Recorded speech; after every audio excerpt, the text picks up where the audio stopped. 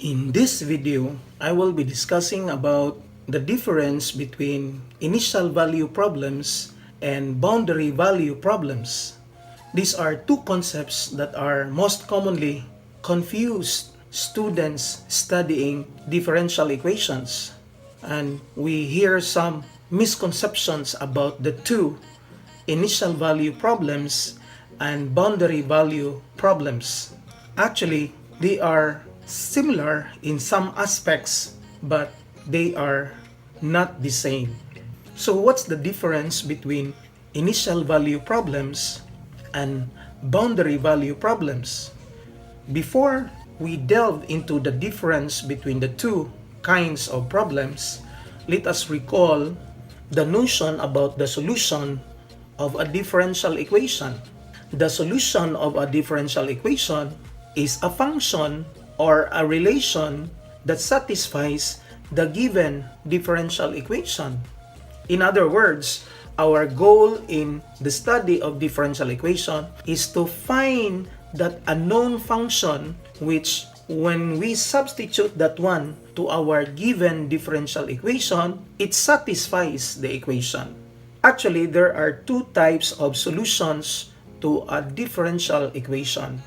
The first type of solution is what we call the general solution. So what is a general solution? A general solution is the set of all solutions of a differential equation.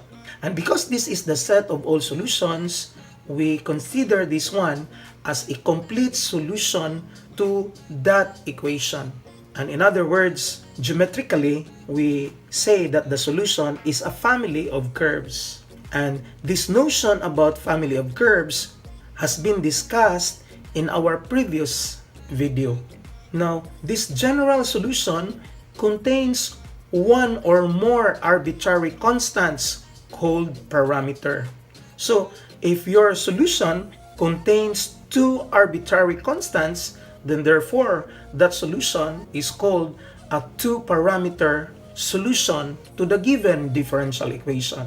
And if you have three arbitrary constants in your solution, we say that that is a three-parameter solution to the given differential equation. So the order of the differential equation actually dictates how many parameters do we have in our solution. So if your differential equation is in the second order, then we say that our solution has two parameters. And if your given differential equation is in the third order, then we expect that there are three parameters in our solution. And because there are parameters or arbitrary constants in our solution, that solution is referred to the general solution to the given differential equation. However, in the other type of solution, which we call particular solution, it is the solution which is free of arbitrary constants, which means that you cannot find any arbitrary constants in the solution function to the given differential equation. And because this is a particular solution, it satisfies a unique condition given in that situation. So in other words, there is a specific value for each arbitrary constant in our solution function to the given differential equation. Particular because there is only one unique solution to the given differential equation. General because it is a set of all possible solutions to the given differential equations.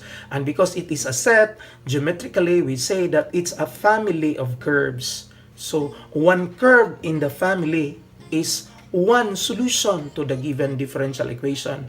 And because it's a family of solutions to the given differential equation. Now, at this point, we are now ready to differentiate between initial value problems and boundary value problems. Now, suppose we have a second ordered differential equation, say y double prime plus p of x times y prime plus q of x times y, which is equal to f of x, given that this p, q, and f are continuous on the given interval, and also you are given a condition called initial conditions. So you have the value of your y at x equals a is b sub 1, and the value of your y prime at x equals a is equal to b sub 2. Now, these two initial conditions together with the given differential equation is what we call an initial value problem. So what is an initial value problem? It's a differential equation together with its subsidiary initial conditions. And because this is a second order differential equation, we expect that there are two initial conditions. So this is an example of an initial value problem. So in this case, we say that there is only one solution, one particular solution.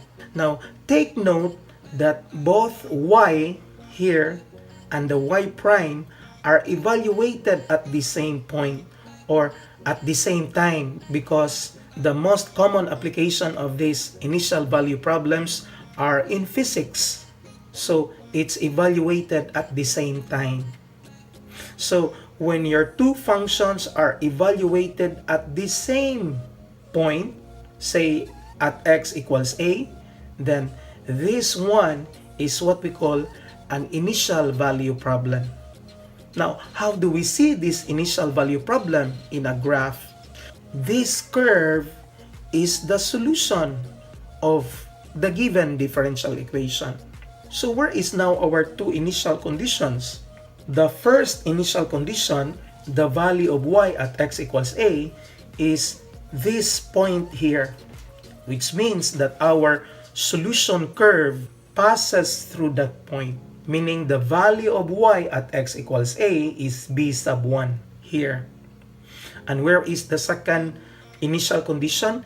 The second initial condition is that the slope of this curve at that point x equals a is b sub 2, because in differential calculus we interpret the first derivative as the slope of the curve at that point.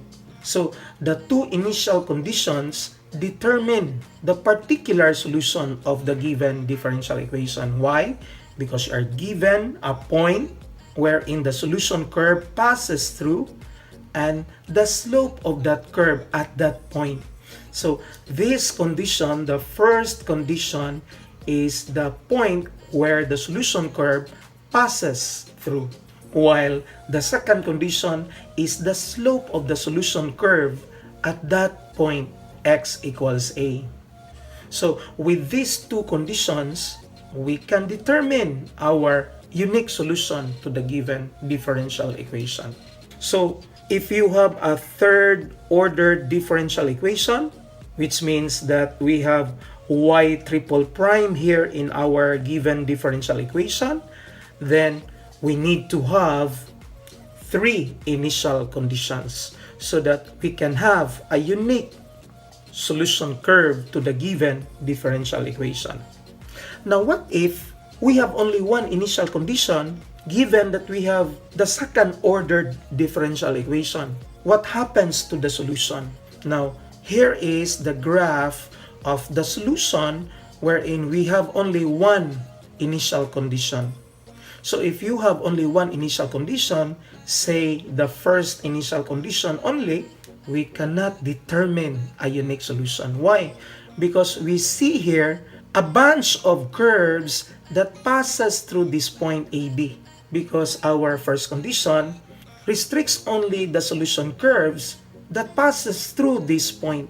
So the condition restricts the solution to all the curves that passes through this point. So you see here a lot of curves that passes through that point.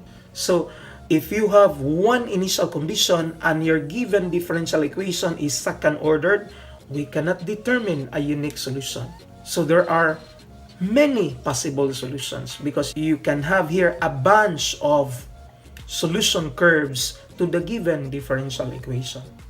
Therefore, we say that in the initial value problem, we have the differential equation and a set of initial conditions wherein the number of initial conditions depends on the order of the given differential equation so that we can have a unique solution to the given differential equation. Now, what is a boundary value problem, which is abbreviated here as BVP, because the initial value problem is abbreviated as IVP? A boundary value problem is a problem that contains, again, a differential equation and a set of conditions. But what makes it different is that these two conditions are not called initial conditions, but we call this one as the two boundary conditions. Why? Because these are 2 points in the solution curve. In other words, this function y is evaluated at 2 different points, at x equals a and at x equals c. And as you can see, that our y function and the y prime function are evaluated at the same point. Whereas in the boundary value problems, our y function only is evaluated at 2 different points, at point A and at point C. So one function evaluated at 2 points, but here we have 2 functions, the y and the y prime, but evaluated at 1 point only.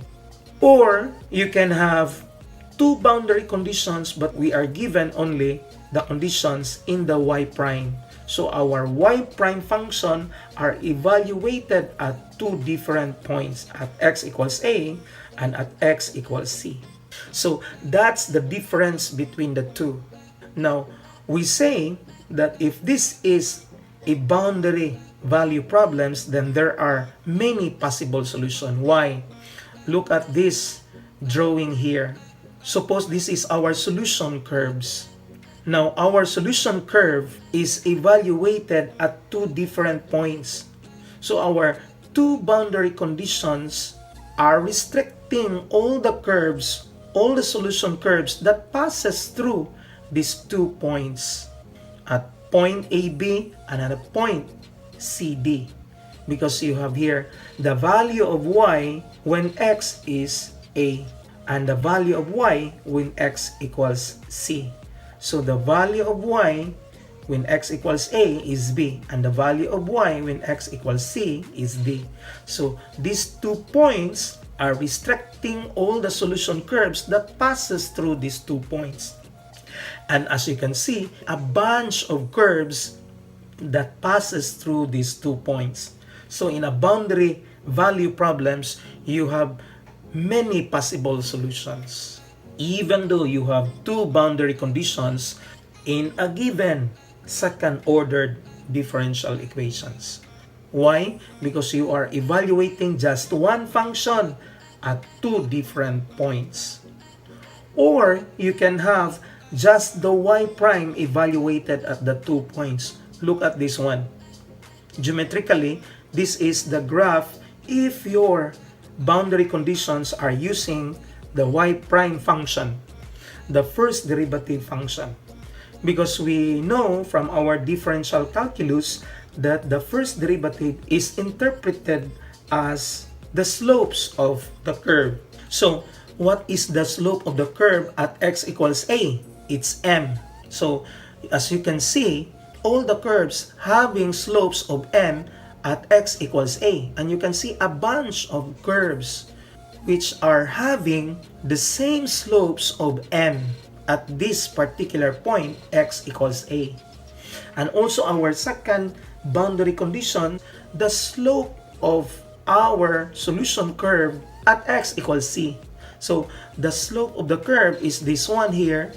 So you can see a bunch of curves having the same slopes at x equals c. So as you can see, you can have infinitely many curves that are having the same slopes at x equals a and having the same slopes at x equals c. So therefore, with these two boundary conditions, we can have infinitely many possible solutions. Hence, the difference between the two is that in the initial value problem, and the number of initial conditions is the same as the order of the given differential equation, then therefore, we can have a unique particular solution curve to the given differential equation. But if you have only one initial condition and your order of the differential equation is 2, then therefore you cannot have a unique solution. However, in the boundary value problem, we have only one function but evaluated in two different points. You can have y evaluated at x equals a and x equals c. Or you can have the y prime evaluated at x equals a and x equals c. Whereas in the initial value problem, we have two functions here, the y function and the y prime function evaluated at the same point or time. So that's the difference between the initial value problem and the boundary value problem. So let's have an example here. Solve the initial value problem dy dx, which is equal to y squared times the quantity 1 plus x squared with the initial value of y of 0 is 1. So this is an initial value problem. Why? Because we have first order and we have one initial condition. So to solve this one, we notice that our dE is separable, which means that we can separate the y and the x variable in the given differential equation. And we have our differential equation of dy dx, which is equal to y squared times 1 plus x squared. And in order to separate the two variables, we need to multiply both sides of the equation by dx over y squared. So multiply dx over y squared to the right, multiply also dx over y squared to the left. For what purpose? So that we can cancel the dx here and we can have only dy over y squared. And at the right, our y squared can be cancelled with this y squared here. So what will remain is 1 plus x squared times dx. And you notice that all the y's are at the left and all the x's are at the right. So the variables are separated there. And since we separate the two variables, then we can integrate both sides of the equation. So integrate this dy over y squared, or we can write y to the power negative 2 dy, which is equal to the integral also of this one, 1 plus x squared dx.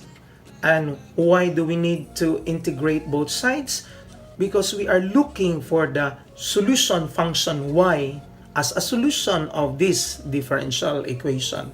So by the power rule, y to the power negative 2 plus 1 is y to the power negative 1 over the negative 1. And at the right, the integral of 1 with respect to x is x. And the integral of x squared with respect to x is x cubed over 3. And of course, we have the constant of integration c. And then we can rewrite this one as negative 1 over y. And at the right, we have x plus x cubed over 3 plus the constant of integration c. Now, rewriting this one, we can solve for y, which is equal to the negative 1 over x plus x cubed over 3 plus c. And this is the general solution to the given differential equation. But if we apply our initial condition, we have our y which is equal to 1 when your x is equal to 0. So substitute your x there, which is having a value of 0. So 0 cubed over 3 here plus the constant of integration c. Then therefore, this is 1 which is equal to negative 1 over 0 plus 0 plus c. In other words, 1 is equal to negative 1 over c.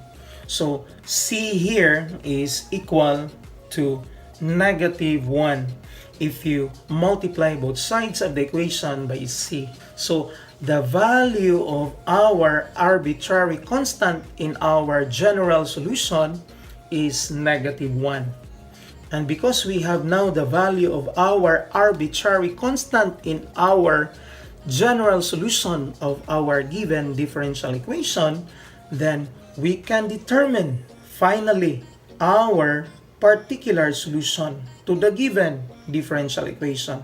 So we have y as a function of x, this one here, is equal to negative 1 over x plus x cubed over 3 minus 1, because the constant of integration c is having a value of minus 1.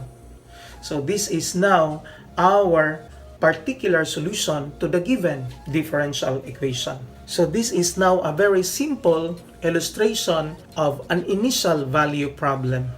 Now let's proceed to example number 2. Solve the initial value problem with the given differential equation of the second derivative of y with respect to x is equal to x sine x, with the initial conditions of y of 0 is 0 and the y prime of 0 is 1. This is an initial value problem. Why? We are given a second order differential equation and we have two initial conditions. And how do we know that these are two initial conditions and not two boundary conditions? Because we have two functions, the y and the y prime, which are evaluated at the same point, x equals 0. So the y at x equals 0 and the y prime when x is equal to 0. And that makes an initial value problem. So how do we solve this one? Our given differential equation, which is the second derivative of y with respect to x, can be rewritten as the d by dx of the derivative of y with respect to x. So this is another way of writing the second derivative of y with respect to x, which is equal to x sine x here. And if you multiply both sides of the equation by dx, we have d of dy dx, which is equal to x sine x dx here. And this is the result when we multiply both sides of the equation by dx. And then we integrate both sides of the equation. So the integral of a differential cancels each other. So what will remain is dy dx, which is equal to this integral here.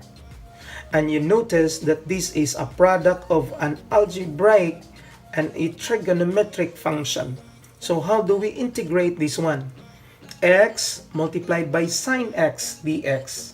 Now you can remember with your calculus 2, your integral calculus, that to integrate this one is to use the integration by parts. So using integration by parts, IVP, we have the formula of uv minus the integral of v du here.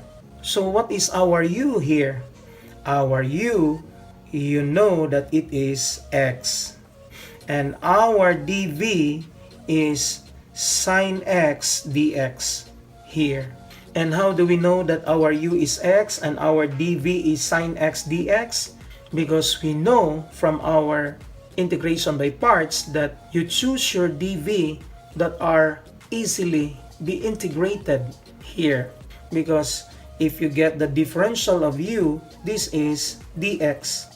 And if you integrate dv, that is v, and the integral of sine x dx is negative cosine x there.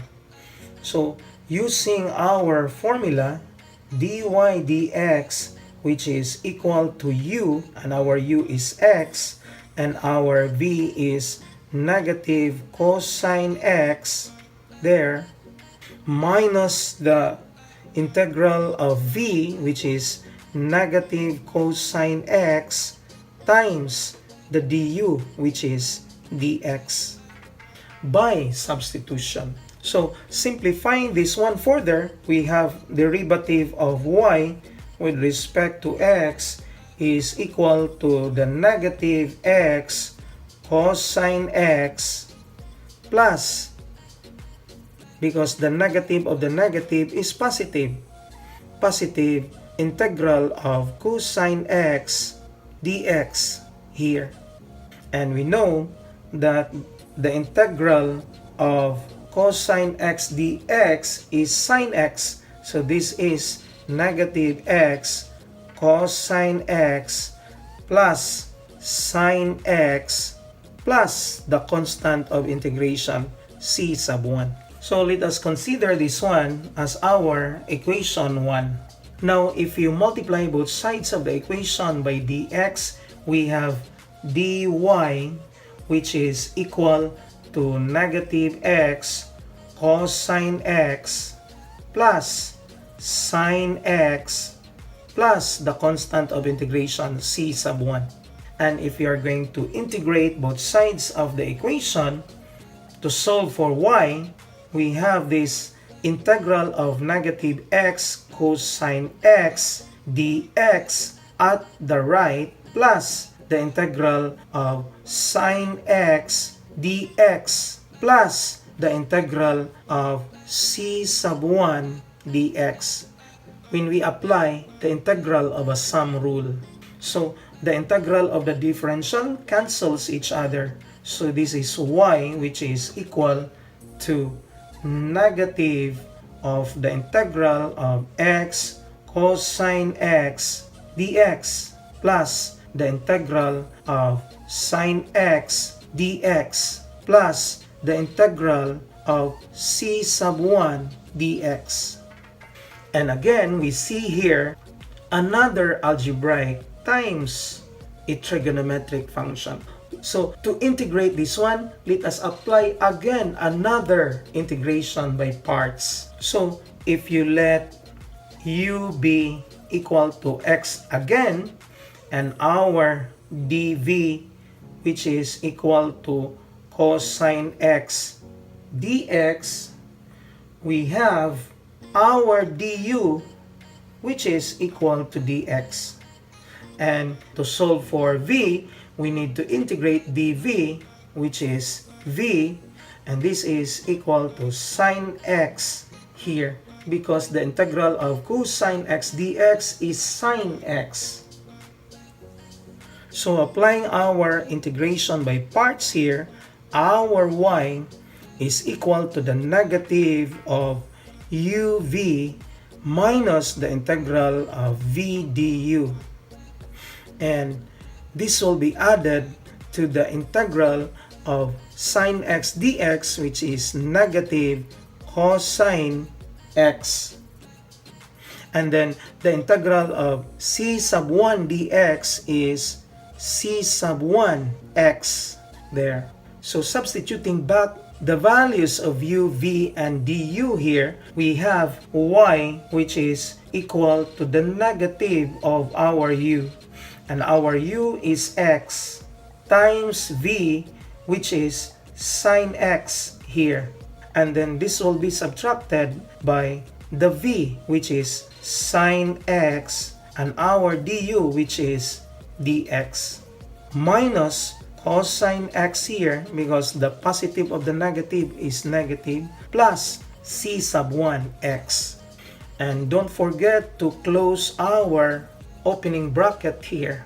So we have our y, which is equal to the negative of x sine x, and the negative of the negative is positive, but the integral of sine x dx is negative cosine x minus cosine x plus c sub 1x plus another constant of integration, c sub 2, because we are performing another integration here. So another constant of integration, c sub 2. So we have y, which is equal to the negative of x sine x minus 2 cosine x, because we have 2 negative cosine x here, plus c sub 1x plus c sub 2. So this is now our equation 2. And now that we have our solution function to the given differential equation, we can now apply our boundary conditions. So let us use the first initial condition, which is y of 0 is 0.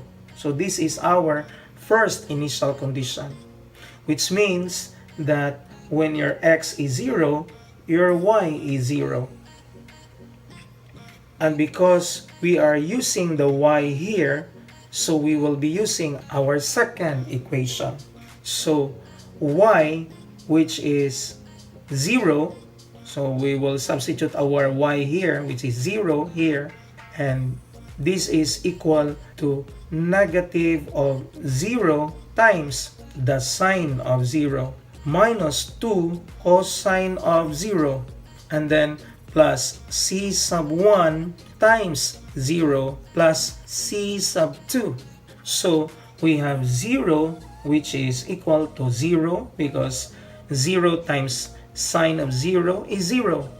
And then cosine of 0 is 1. So that is negative 2 times 1. But c sub 1 times 0 is 0 plus c sub 2. Therefore, our c sub 2 is 2 here.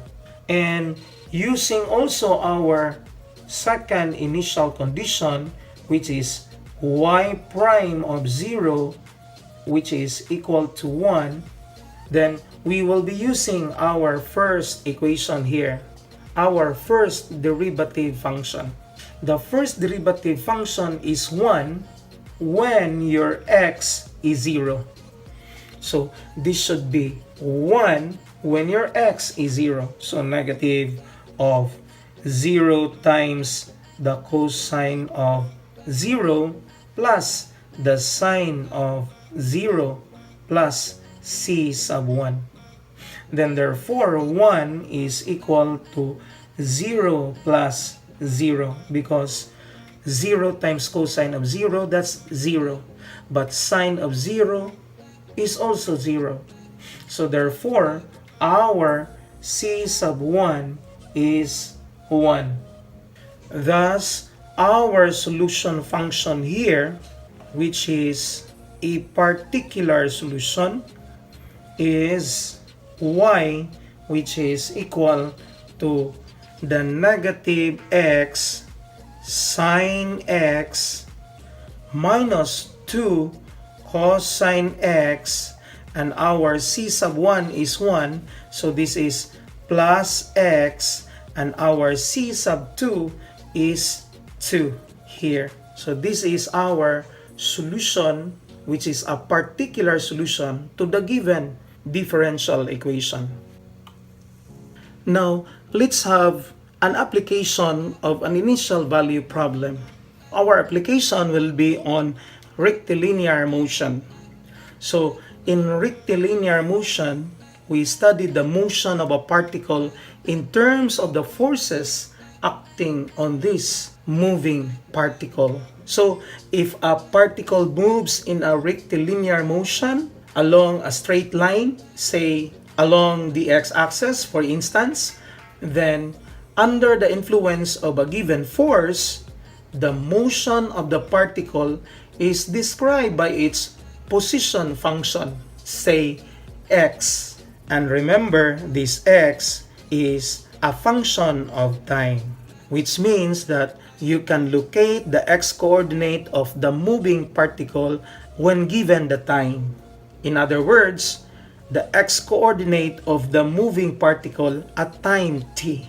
So, this is our position function. And because this moving particle is of course moving, then it incurs a velocity here. So, we can represent also our velocity function as a function of time here.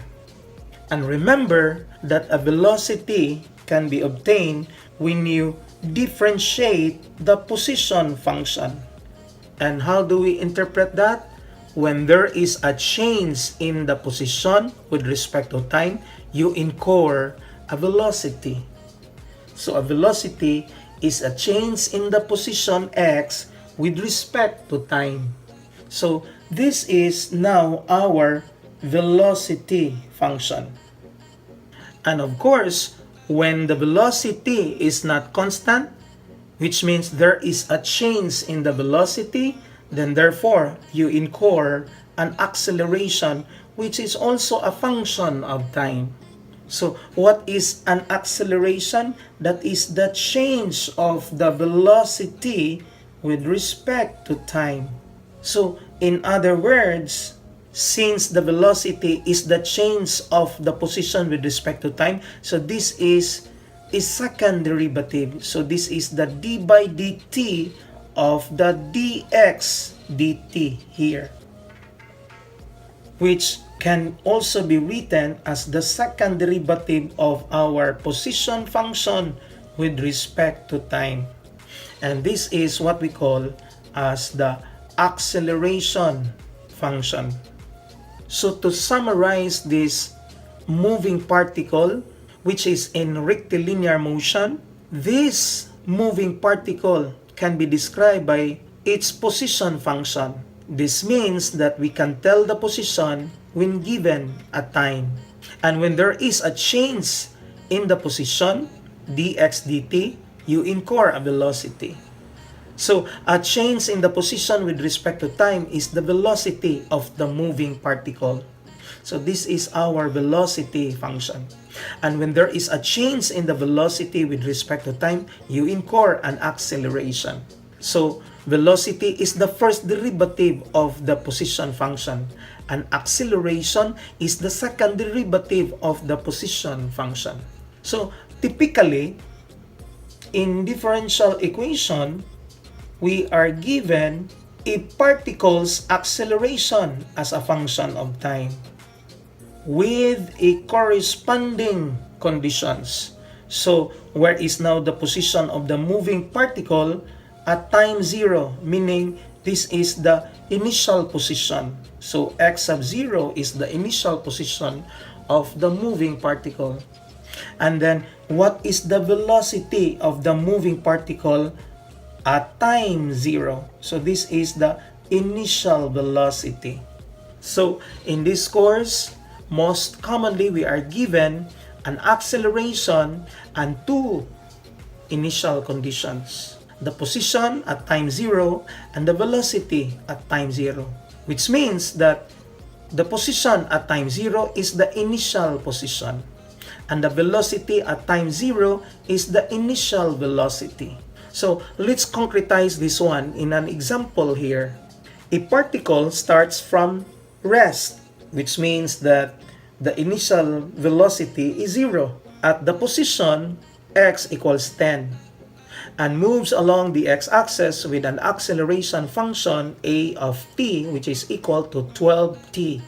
So we are given now an acceleration function. Find its resulting position function, x of t. So how do we solve this one?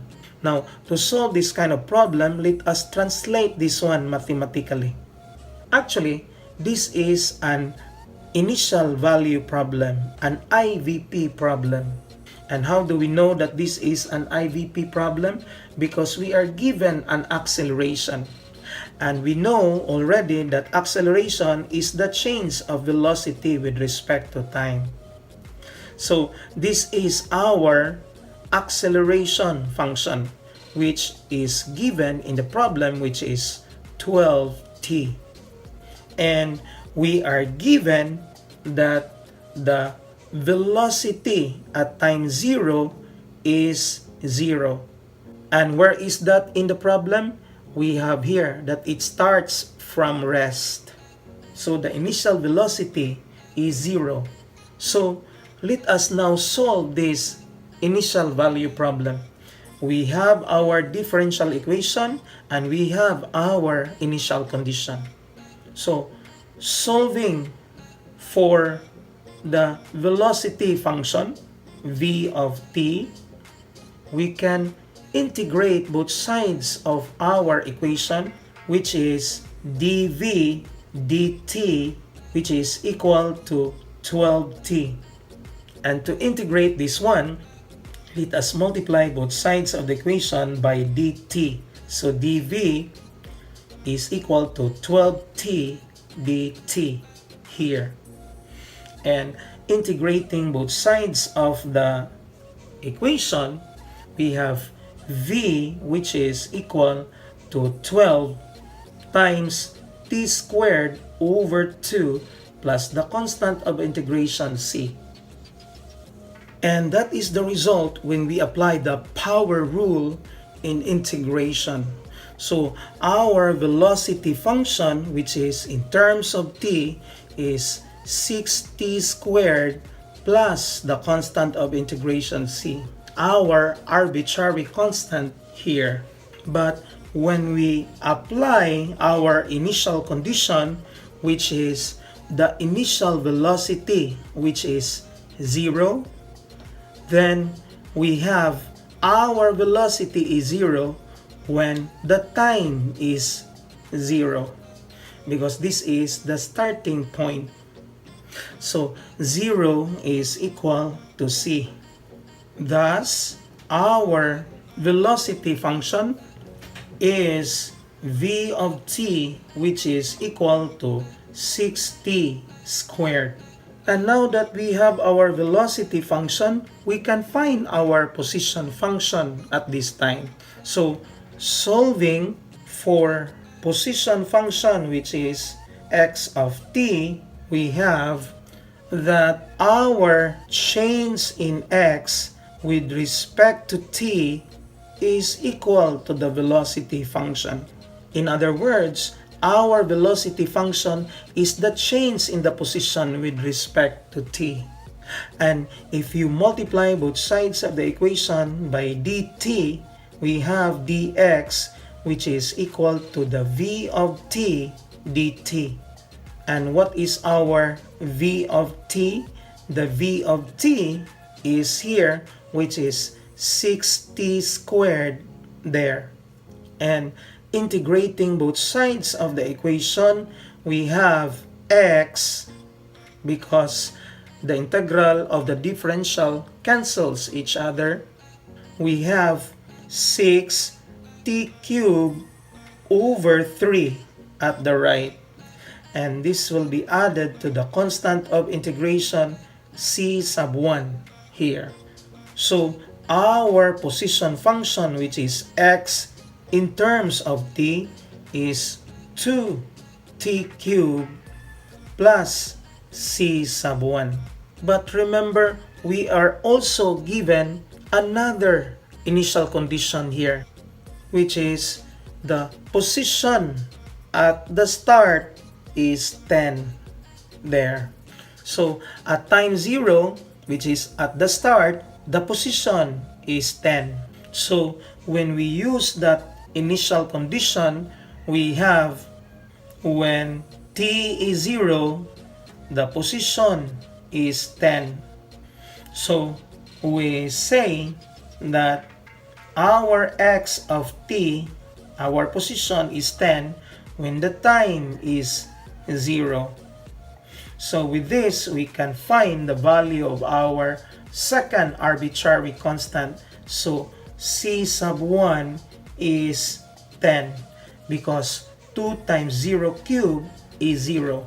Hence, our position function is the x of t, which is this one here, is equal to 2t cubed plus 10, because that is the value of our c sub 1 here.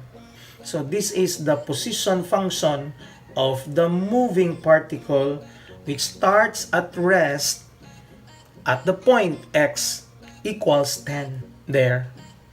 Now, at this point, let us have another application of the initial value problem, which is the vertical motion with constant gravitational acceleration, which means that we are talking here of a particle moving vertically.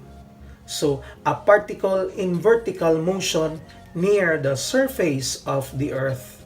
So, when the particle is moving near the surface of the Earth vertically, this moving particle is subject to the downward acceleration g, which is almost exactly constant if we only have a small vertical distances, which means that this g is what we refer to as the gravitational acceleration, the gravity that pulls the object downward near to the Earth's surface. So if we neglect the air resistance, we may assume that this acceleration is due to gravity, and this is only the outside influence of the moving particle because we neglect the air resistance.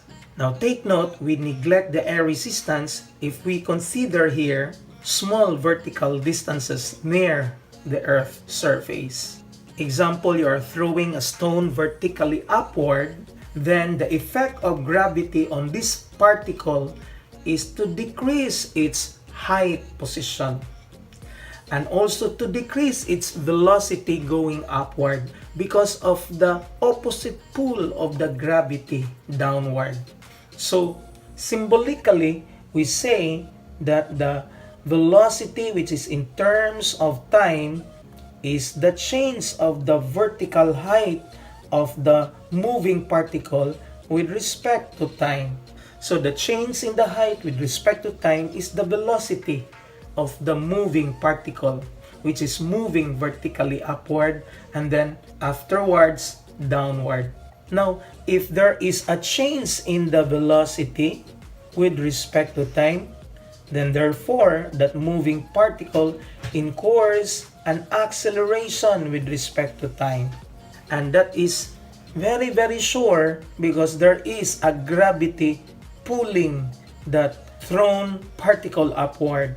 So we refer this one as the negative g, because the gravity is pulling downward and you throw the stone vertically upward. So if we consider the vertical upward from the Earth's surface, then the gravitational pull is negative. And we know that this gravitational pull is negative 32 feet per second squared. Thus, if you integrate this one, if you integrate dv dt, which is equal to negative 32, then we get the velocity function, which is the v of t, which is equal to negative 32t plus the arbitrary constant v sub 0. And this is the result when you integrate this one here, negative 32. And we know that in integration there is an arbitrary constant, the constant of integration. And again, if you integrate the velocity function, we get the position function, the height function, which is y of t.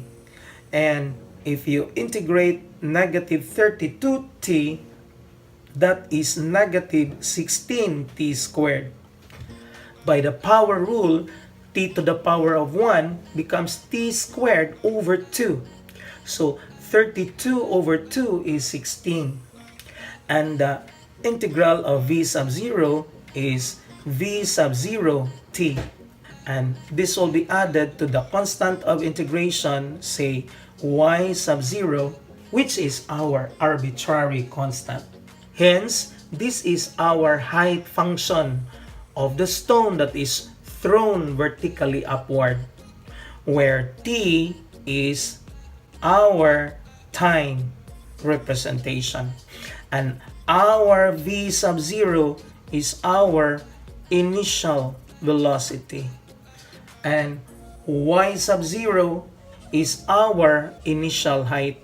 And if it starts from the ground, then therefore our initial height is 0. And if not, this should not be 0. So let's concretize this one in a problem here.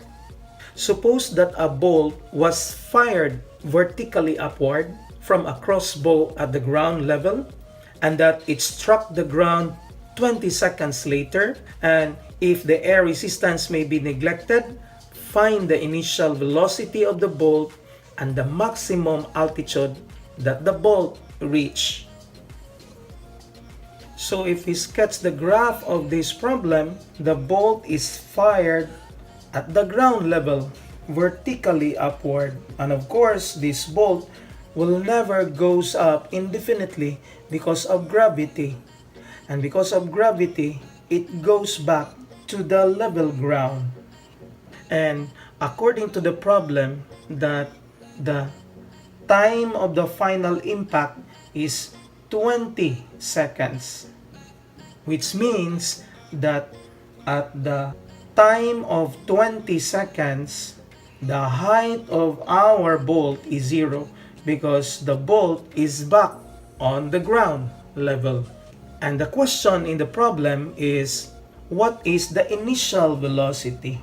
So, in other words, at time 0, because at the start, what is the initial velocity here? And also, what is the maximum altitude of the moving bolt?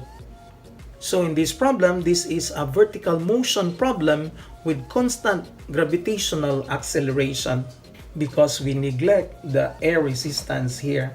So using our position function, our height function of the bolt, which is y of t, which we have derived it already, y of t is equal to negative 16 t squared plus v sub 0, the initial velocity times time, plus the initial height. And because the bolt was fired at the level ground, our initial height is 0. So there is no y sub 0 because it starts from the level ground. Now, we'll set this equation as our equation 1. And of course, if we have a change in the height with respect to time, so therefore that is our velocity function, a change in the height. And we know that the velocity function is this one here, which is equal to negative 32t plus v sub 0. So this is what we refer here as our second function.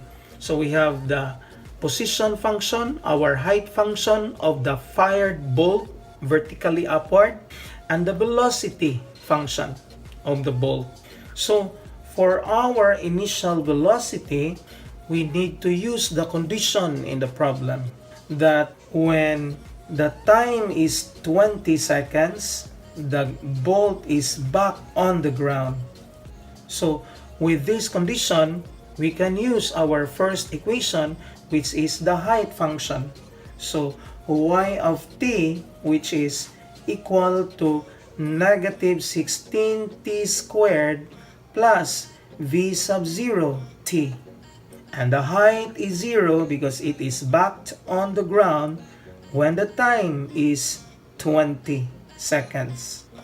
And we know that 20 squared is 400, and 400 times 16 is 6400, and that becomes positive at the left side of the equation. So 20 times v sub 0 is 20 v sub 0. So dividing both sides of the equation by 20, our v sub 0 is 320 feet per second. And we know that v sub 0 is our initial velocity here in our height function. So this is our initial velocity, which means that the bolt was fired at this velocity, 320 feet per second. And for maximum altitude, we use another condition in the problem, which is the velocity is 0 when the bolt is its maximum height. In other words, that at this point, the bolt stops to go up because it starts to go down because of gravity there. And because it involves velocity, we need to use our velocity function here, which is v of t, which is equal to negative 32t plus v sub 0. And our velocity is 0 when the bolt is at its maximum height. So this is 32t, which is equal to 320. Therefore, our t is 10. So at 10 seconds, the bolt attains its maximum height. Hence, if we substitute this value to our height function, which means that at time 10 seconds, the bolt attains its maximum height. So this is negative 16 times 10 squared plus v sub 0, which is 320 times 10, which is our time at the maximum. So we have 100 times negative 16 is negative 1600, and this becomes positive 3200. And if you perform simple arithmetic here, this is 1600 feet, and this is the maximum height of the bolt when fired at the initial velocity of 320 feet per second, and it goes back to the ground after 20 seconds. Now, let's proceed to our fifth example, which is the boundary value problem. Determine the solution to this boundary value problem, y triple prime, which is equal to 4x if y at 0 is 0, and y at 1 is 1, and y at 2 is 2. And since our given differential equation, which is in the third order, we need to integrate that one 3 times. So integrating this triple prime of y, we have y double prime, because the integral of the third derivative is the second derivative, is equal to 4x squared over 2 plus the constant of integration c sub 1. So this is our first arbitrary constant here. And then we integrate again our y double prime. So the integral of y double prime which is equal to the integral of 2x squared plus c sub 1 with respect to x. So the result is y prime, and this is equal to 2 times x cubed over 3.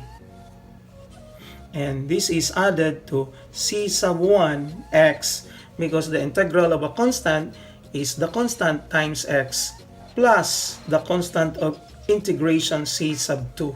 So we have now another arbitrary constant due to this second integration. So rewriting this one, we have 2/3 of x cubed plus c sub 1 x plus c sub 2. Now, integrating again finally this y prime, so the integral of y prime, which is equal to the integral of 2/3 of x cubed plus c sub 1x plus c sub 2 with respect to x. Then we have our y here that is equal to 2/3 times x to the power of 4 over 4 plus c sub 1 times x squared over 2. And this will be added to c sub 2 x there plus the third arbitrary constant c sub 3. And this is the third arbitrary constant due to this third integration. Now, rewriting this one, we have y, which is equal to 1/6 of x to the power of 4 plus 1/2 of c sub 1 x squared plus c sub 2x plus c sub 3. So this is now the general solution to the given differential equation. So this is our general solution. And this general solution is obtained when we integrate our first derivative here. And this first derivative is obtained when we integrate our second derivative here. And the second derivative is obtained when we integrate our third derivative, which is the given differential equation. So we have now three equations here. Our equation 1, equation 2, and equation 3 here. So using our boundary conditions in the problem, boundary conditions because the function y is evaluated at three different points, at x equals 0, at x equals 1, and at x equals 2. So for y of 0, which is equal to 0, our y function, which is this one, is 0 when our x is also 0. So 1/6 of 0 to the power of 4 plus 1/2 of c sub 1 times 0 squared plus c sub 2 times 0 plus c sub 3 here. So this is equal to 0 plus 0 plus 0 plus c sub 3. So therefore, our c sub 3 is 0 here. Now, applying the second boundary condition, which is y of 1 is equal to 1. In other words, your y is 1 when dx is 1. So this is 1/6 of 1 to the power of 4 plus 1/2 of c sub 1 times 1 to the power of 2 plus c sub 2 times 1 plus c sub 3, which is 0. because we know that our c sub 3 is 0. So this is 1, which is equal to 1/6 plus c sub 1 over 2 plus c sub 2. So if you look for the LCD of the three terms at the right, the LCD is 6. So 6 divided by 6 is 1 times 1, and this is 6 divided by 2 is 3, so this is 3c sub 1, and 6 divided by 1 is 6, so this is 6c sub 2. In other words, this is 6, which is equal to 1 plus 3c sub 1 plus 6c sub 2. And subtracting both sides of the equation by 1, we have 5, which is equal to 3c sub 1 plus 6c sub 2. So this is now we refer as equation 4. And substituting our third boundary condition, which is y of 2, which is equal to 2, this means that our y is 2, this one here, when your x is 2. So 1/6 times 2 to the power of 4 plus 1/2 times c sub 1 times 2 to the power of 2 plus c sub 2 times 2 plus 0, because we know that our c sub 3 is already 0. So we have 2, which is equal to 2 to the power of 4 is 16. So this is 16 over 6 plus 2 squared over 2, which is 2. So this is 2c sub 1 plus 2c sub 2, because c sub 2 times 2 is this. So we know that 16 over 6 is 8/3. So 2 minus 8/3 is equal to 2c sub 1 plus 2c sub 2. And performing simple arithmetic here, 2 minus 8/3 is negative 2/3, which is equal to 2c sub 1 plus 2c sub 2. And dividing both sides of the equation by 2, we have negative 1/3, which is equal to c sub 1 plus c sub 2. So multiplying both sides of the equation by 3, we have negative 1, which is equal to 3c sub 1 plus 3c sub 2. And this is our equation 5 this time. So subtracting equation 5 from 4, we have 5, which is equal to 3c sub 1 plus 6c sub 2 by this fifth equation minus 1, which is equal to 3c sub 1 plus 3c sub 2.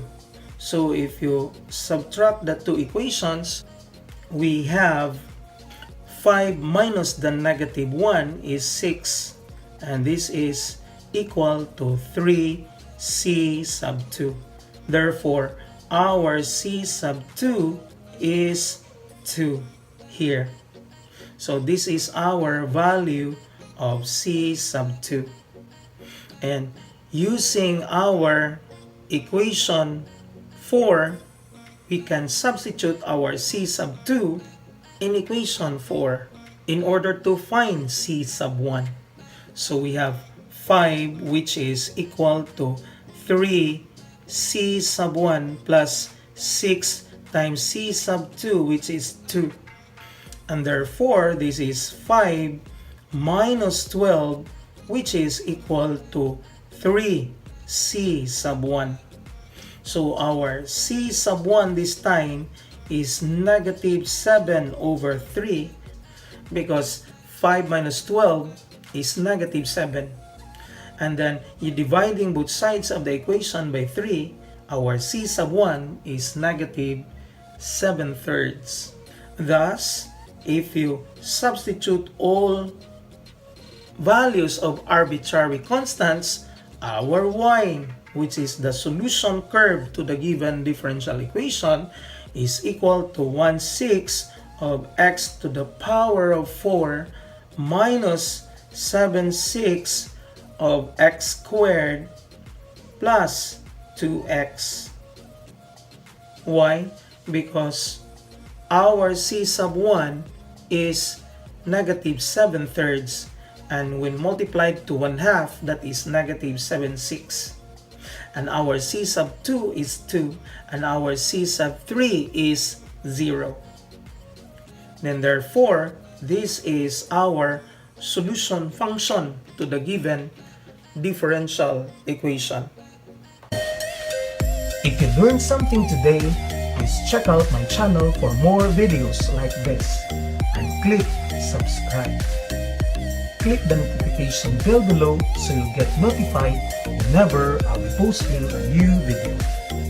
Don't forget to like this video to show your support. And always remember to math your way up. Thank you.